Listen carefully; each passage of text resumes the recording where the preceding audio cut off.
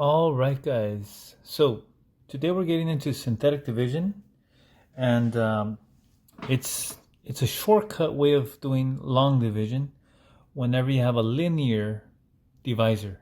Okay, so let's get started with this.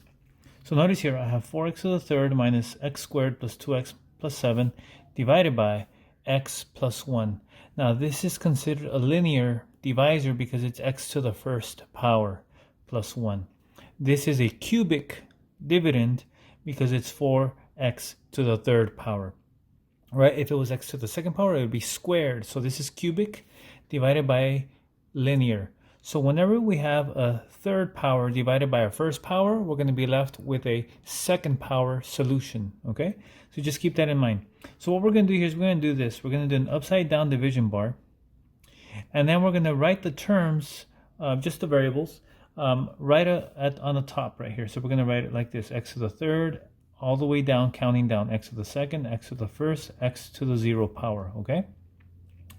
Now notice how I start with the degree that I have here, 3, and then I just count down 3, 2, 1, 0 until I get to 0. Okay. Now when we have the linear divisor here, x plus 1, what we're going to do is we're just going to solve for x right here. In other words, we're just going to take the opposite of that positive 1, and that's negative 1, and we're going to put that right outside here. Okay? Now think of this as finding the 0 or finding the root. We just took a test where we found the roots from the factors, and so if we have x plus 1, we would get negative 1 as our root, right? So just keep that in mind right now. That's all we're going to be doing with synthetic division. We're going to be taking the divisor and just writing what the root would be if that was a factor. So this would be negative 1. Okay, and it goes on the outside. Now for this one here, we're going to go ahead and write the coefficients. So in other words, it's the number next to the variable. So right here we have a 4. We're going to put that right underneath x to the third. Right here, think of that as a negative 1. So we're going to put negative 1. Right here, that's a positive 2. So I'll just write 2. And then right here, a 7. Okay? So that's how you set up the problem. It's just very easy, just writing the numbers. Okay, notice no variables in the problems here other than the heading here. Okay, now what we're going to do to start synthetic division is we're going to bring down the 4 straight down, and then we're going to multiply it diagonally. So notice here I'm going to multiply this negative 1 times the 4. So negative 1 times 4 is negative 4. Okay, and so what I did is I just put that on the inside of the division sign, but underneath the next term. So notice here I have negative 1 and negative 4. That's going to be, I'm going to go ahead and add that. So it's going to be negative 5. Okay? So notice here I go ahead and add these two, but I multiply the ones on the outside together. So I'm going to repeat the process until I get to the very end. Okay? So watch. I'm going to multiply negative 1 times negative 5. That's going to be positive 5. Okay? Now, once you put it underneath the next term, you're going to add these two together. 5 plus 2 is 7. Okay?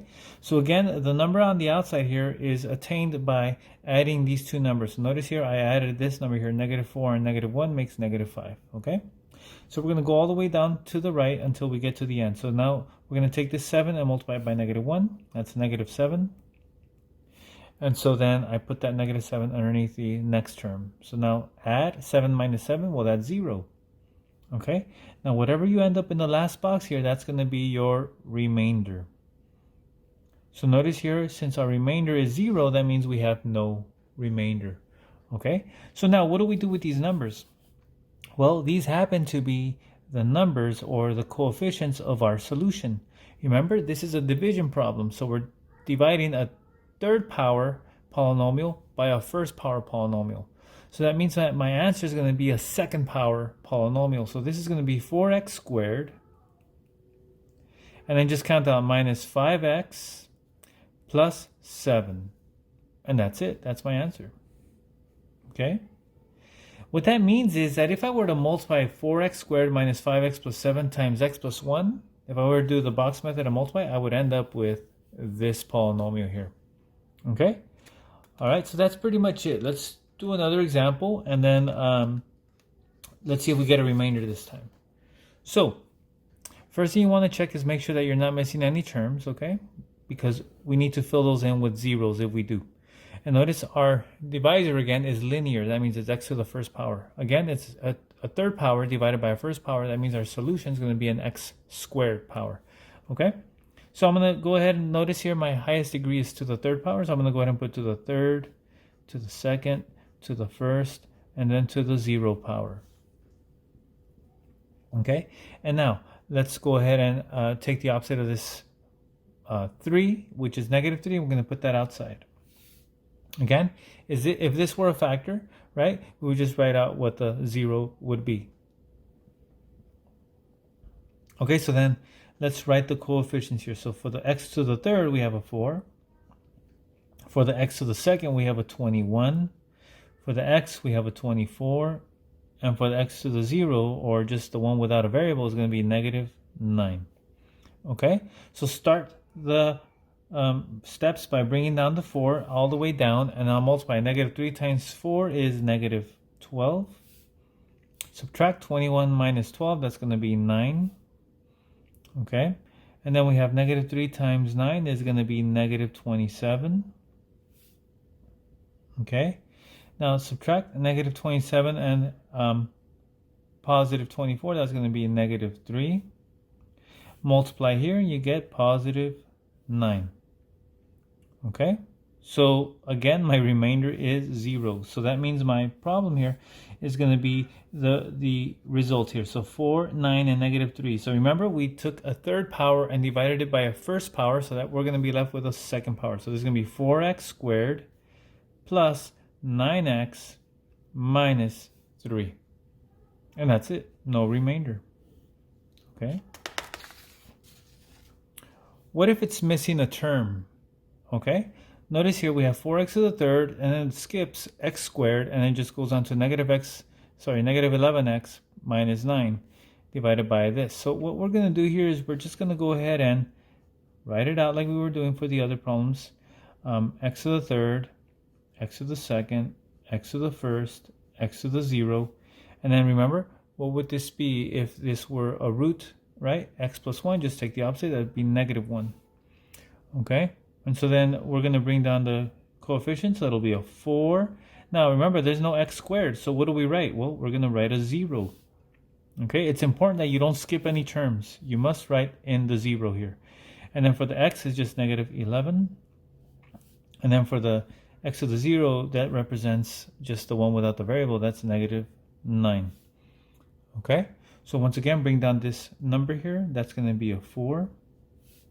And then multiply. -1 times 4 is -4. Add these two now. -4 plus 0 is just -4. Multiply again. -1 times -4 is going to be a +4. So remember, just multiply, add, multiply, add, multiply, add. And so let's add these. -11 and 4 is going to be -7. And then -7 and -1 is going to be a +7 when I multiply. So I put that right underneath the -9. And then -9 and 7 is going to be a -2. Okay, so that's my remainder right there. That's my remainder. So when we have a remainder, we just write it in the fraction form, okay? But these numbers are still going to be the coefficients of our answer. So notice here, we have to the third power, we divided it by a linear, so it's going to be a second power answer. So we have 4x squared, and then just count down, -4x minus 7 plus, and then just put the remainder there, -2 over, and then we write x plus 1. Okay, let's do one more here with a remainder. So let me just put the 2x to the, I'll just make it to the 5th power, plus 12x to the 4th power, plus 25x to the 3rd power, plus 8x squared, plus 2x plus 1 divided by x plus 2. Okay, so this is a very long division problem, so do it the same way. Write x to the 5th, x to the 4th, x to the 3rd, x to the 2nd, x to the 1st, x to the 0.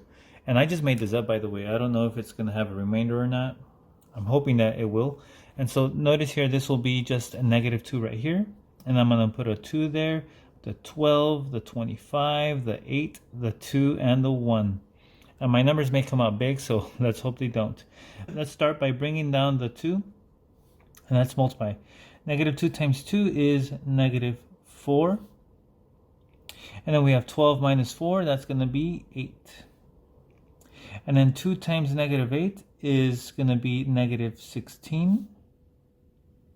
And then 25 minus 16, that's 9. Negative 2 times 9 is negative 18. Negative 18 plus 8 is going to be negative 10. Now we have negative 2 times negative 10, that's positive 20. And then 20 plus 2 is 22. And then negative 2 times 22 is going to be negative 44. And so it looks like I will have a remainder. Negative 44 plus 1 is going to be negative 43. Okay? And so my answer, again, though, I divided a fifth root by a first root.